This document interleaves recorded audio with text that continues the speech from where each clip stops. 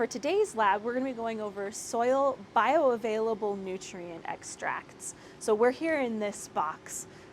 So these are minerals that plants need in order to grow. In the soil, not all of them are available to the plant, right? So different things affect the nutrient availability: the pH, the redox, the strength of the covalent bonds of those elements.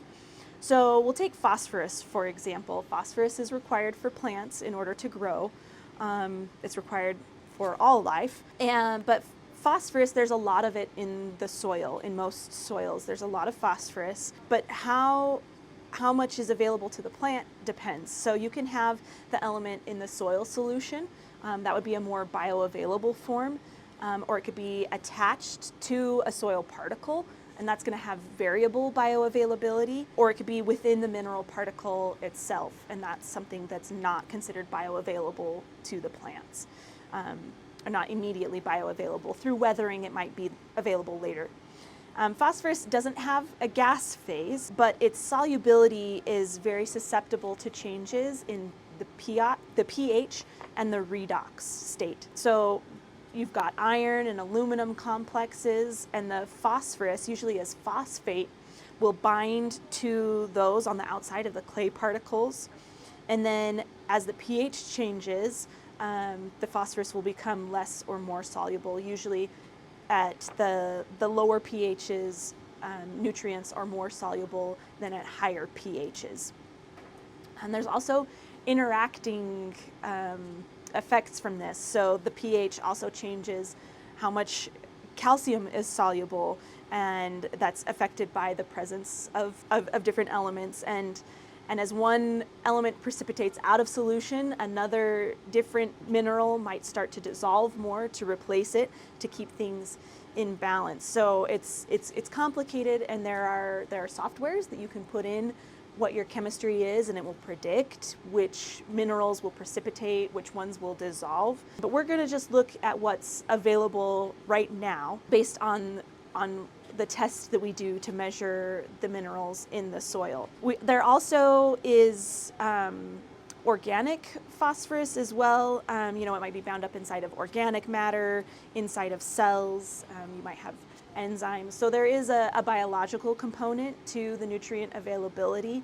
And we're going to be talking mostly about the chemical, the geologic nutrient interactions with these tests.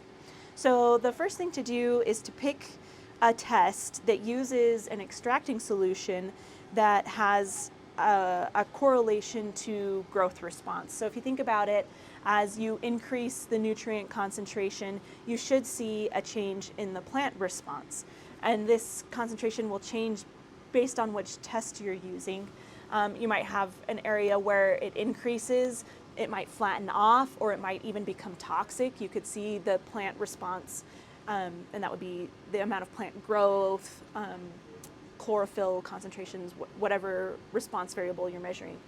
It will taper off, or it might come back down if it becomes toxic. Each solution you could use to get the nutrient concentration has different pros and cons. So the idea is that we're trying to mimic the plant root chemistry. So plants, they can suck up the water and the soil solution, but they can also change the chemistry a little bit by releasing different chemicals into the soil and then drawing back up the nutrients that are released. So the solution that we're going to be using, you have to keep in mind that if you add a solution to the soil that has a lot of calcium in it, you can't measure the soil calcium from that test. There's a number of different solutions, and we're going to go over a few of those today. So the first extracting solution that's maybe the most obvious or straightforward is just using water. So that was the saturated paste method that we went over in a previous lab, where you just add water until the paste becomes in that saturated paste state, and then you would extract that liquid, and then you could measure the sodium, the calcium, the magnesium, potassium, boron, a number of different elements to see how much was released from the soil particles by adding that water. As I mentioned, water isn't the best way of replicating the amount of nutrients that a plant could extract from a soil. Scientists have used different things in order to mimic that reaction. So we've got a large number of different extracting solutions here, and each of these can be used to do different elements. So if you wanted to measure potassium, for example, you could use this Olsen bicarbonate method, and that is adding sodium bicarbonate. So you can't measure sodium using that, but you can measure phosphorus, you can measure potassium. Another method that you could use would be exchangeables, the exchangeable nutrients, and that is an ammonium acetate extraction. For phosphorus, we also have the weak and strong Bray test. Iron and the other micronutrients we can measure using a DTPA test. All of these, you're adding different chemicals and then measuring the element that you're interested from the solution. But because you're adding, potassium or sodium, you can't measure all of the nutrients from that. So scientists have been working on developing a universal extractant. And so right now, the generally preferred extractant is the Malic-3. The Malic-3 is suitable for acid to neutral soils. So we don't generally run it here in this lab because most of our soils are alkaline. And the pH of this extracting solution is 2.5, which that will actually start to dissolve some of the soil particles, the calcium carbonates that we have. And so you'll start to measure higher levels of the nutrients than would actually be available to the plant in the soil matrix. Phosphorus is one particular that if we ran a Malic-3 on an alkaline soil, there would be much higher phosphorus released from that extraction that doesn't represent what could help the plant grow. So it would have a really poor correlation between the nutrient concentration and that plant response variable. But in the acid to neutral soils, this Malic-3 does a really good job of predicting plant growth for a large number of nutrients. It's also a pretty straightforward method. You make this solution, it's got nitric acid and ammonium in it, so you can't measure nitrogen from this extracting solution, but you could do many of the other elements. So the way this method works is similar to our other extracting methods. You would take your soil, mix it up, weigh out 2.5 grams into one of the centrifuge tubes.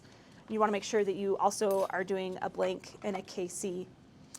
To that 2.5 grams, you add 25 milliliters of the Malic-3 extracting solution. Put a centrifuge cap on your sample. Make sure that it's mixed up, and then you're going to put it on the shaking rack. And then that sample will shake. For Malic-3, the sample shakes just for 5 minutes, and then you would centrifuge it and filter it, just like the other extracting the nitrate and ammonium, as well as the other DTPA. And then you could measure that, the filtrate on the ICP for the different elements. So it's pretty straightforward. Unfortunately, it's not the best for our lab, but in other labs, especially back east where they have more acidic soils, it's very common. So for whichever of these extracting solutions you use, make sure you follow the directions. And then when you're done with the extraction, you'll take that sample, you'll read it either on the AA, the ICP, or with the spectrophotometer. And we'll cover the principles of using those instruments in another lab. There's a couple issues to watch for when you're running these extractions. The first one is making sure that the pH of your extracting solution is correct. So because many of these reactions are pH sensitive, you might need to adjust the pH of the solution before you use it. That's particularly for the P and K solution, the Olsen test, we adjust the pH of that solution to be between 8.28 and 8.3 to make sure that we're extracting a consistent amount of those nutrients each time.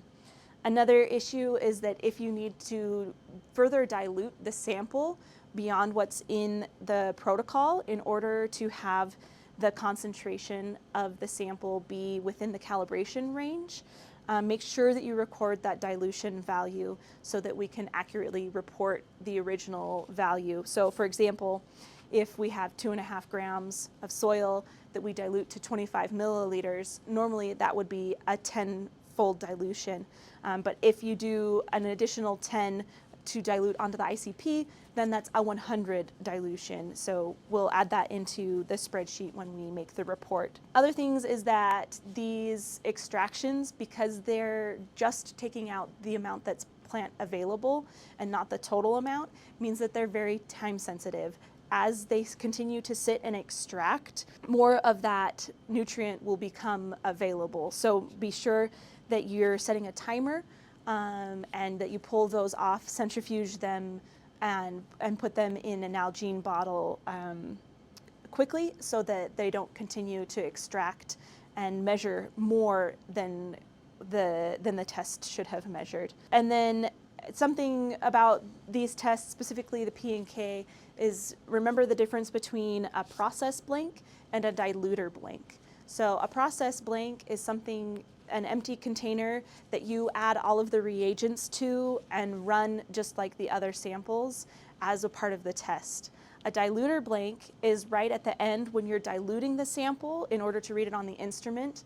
You would take some of the solution that you're using to dilute and run that on the instrument alongside those other samples.